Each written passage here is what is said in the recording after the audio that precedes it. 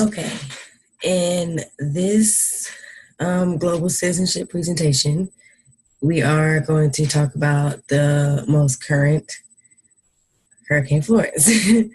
As you all may know, that North Carolina and South Carolina have been very affected by this hurricane, and where I'm located in North Carolina, Eastern North Carolina, I've well been affected. So I guess you could say it gives it a well benefit for me to do the voiceover or me to explain a little bit about Hurricane Florence and how it has affected me and how we could share this with our classroom. This is me and Grace's presentation. So, why Hurricane Florence? Hurricane Florence, as you all know, like I said before, has been affected on North Carolina and South Carolina's coast. It has been described historically catastrophic by all meteorologists all over, meaning that is one of the worst that we have ever seen since 1999. If any of you know Hurricane Floyd that hit North Carolina as well. This storm has affected many other communities that we live in and that are very close to here, as in there have been some communities in Virginia as well that has been affected, but more so mainly North Carolina and South Carolina's coast.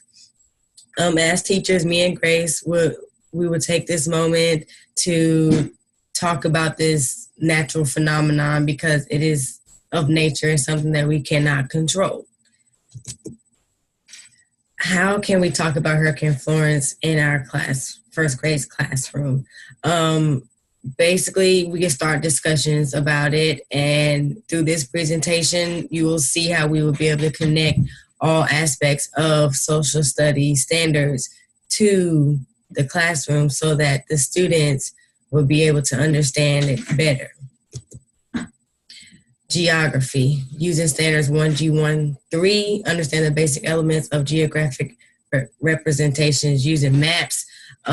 For this one, you could have a map posted in the classroom, and more than likely, we will be teaching in North Carolina. So because it's affected North Carolina so badly that it will be very beneficial for the students to understand it better because they live right here. A few questions you could ask is, where is the coast? What's on the coast? This is a great opportunity to teach cardinal direction and map symbols. You can do different kinds of presentations with this and just think about how we would take it further. Where do you think Florence will hit land or when, and what makes you think that? Asking these follow-up questions to these students when talking about Florence, because when this does get taught, this will have happened in the past. For history, explain how and why neighborhoods and communities change over time. You think about the communities that Florence has impacted. Ask your students, for example, do you think these people will move farther from the coast? What do you think people will do to prepare next time? How do you think people prepared this time for when they heard about Florence? What do you think the neighborhoods, how do you think they took precaution when it came to this hurricane? And thinking into the future, what other precautions could you take when you think of hurricanes? Because when you think of hurricanes, most people think of Florida, but because we're in North Carolina, this hit home. So you want to, ask these kids, how would you at your home think about this? Taking it further, ask some follow-up questions. If you lived in the coast, what would you do to prepare for the next storm? Because this has happened and what we've already talked about and learned about the history of this storm. The culture aspect, understanding the diversity of people in the local community.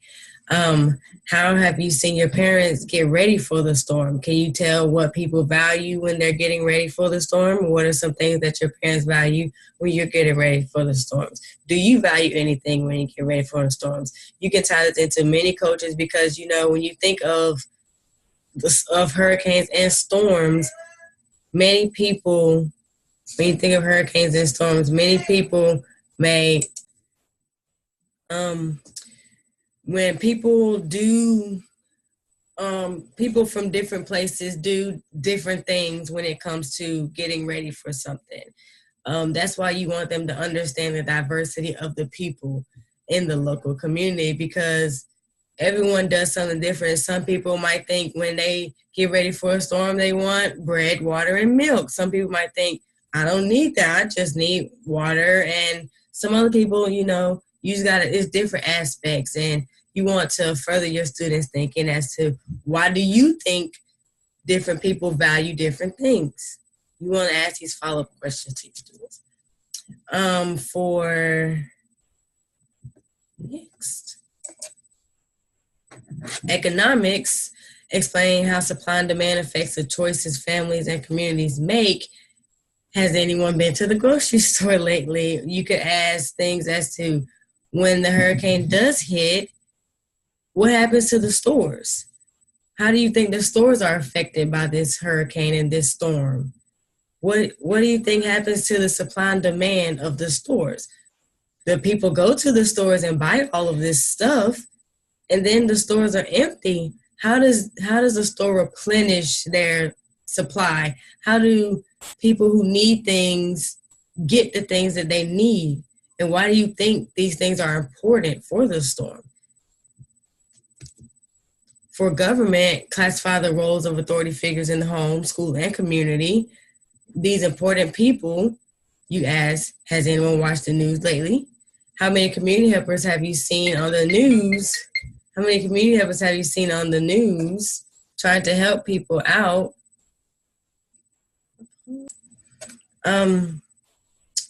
So when you think of the important people, you want to think of, when you're watching the news, the people that help out during the hurricane. We want our students to think about all of these people and why these people help and why are these people important.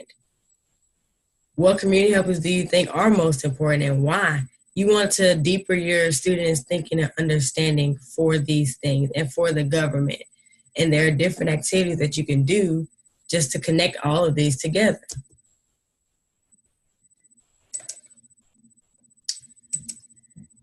So,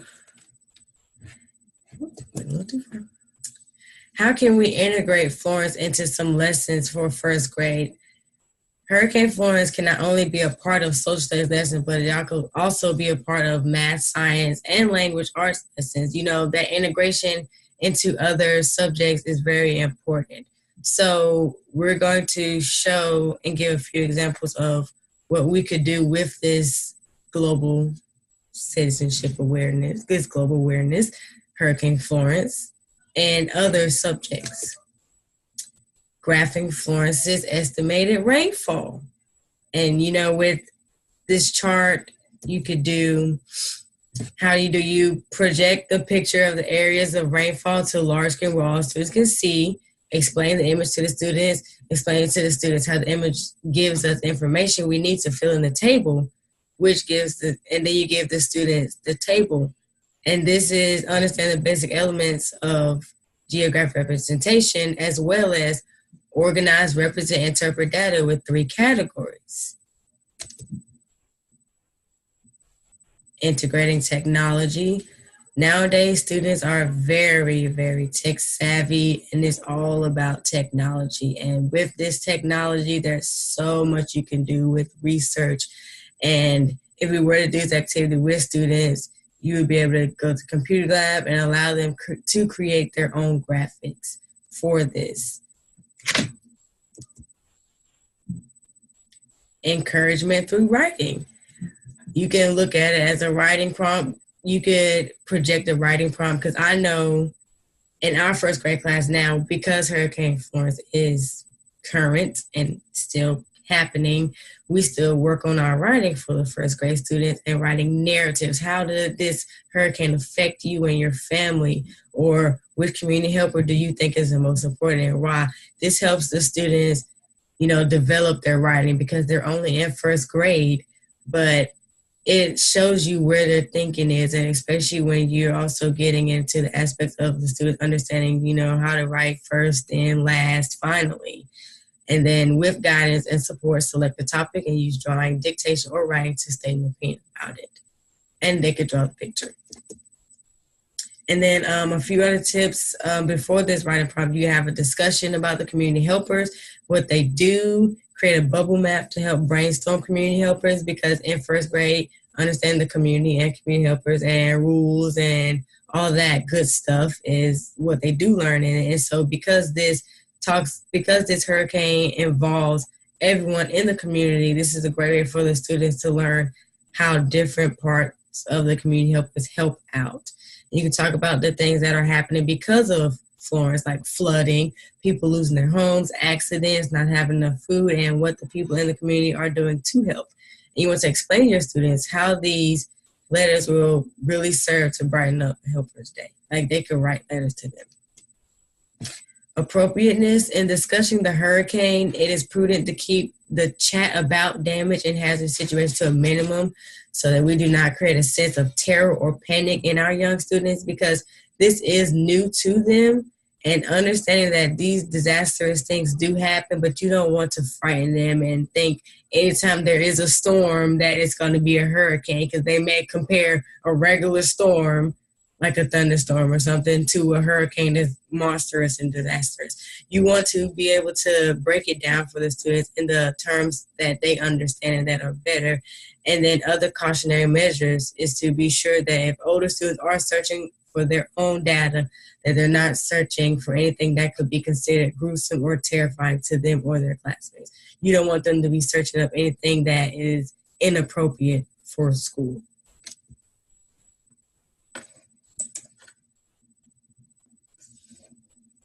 So that is the end of our project. And you also want to be able to give your students that, not one-on-one, but that very connectedness to it and how it affects you. You want to give good examples for you and your students. But this hurricane was a very good one to do for September because a lot of people were affected, and it helps and shows. And then when you do teach it further, for example, me, when I do teach this, I could teach this in the future. I could give my aspect of, because it was affected by me. I was affected by it, and there were other people that were affected by it. And you want to understand and see how other people think about hurricanes and compare them to other hurricanes, because first of all, North Carolina is not a hurricane state, more say Florida. So there's a good thing of comparing what happened here to something that happens almost all the time in Florida. But that was our presentation. So hope you got a lot out of it. Thank you.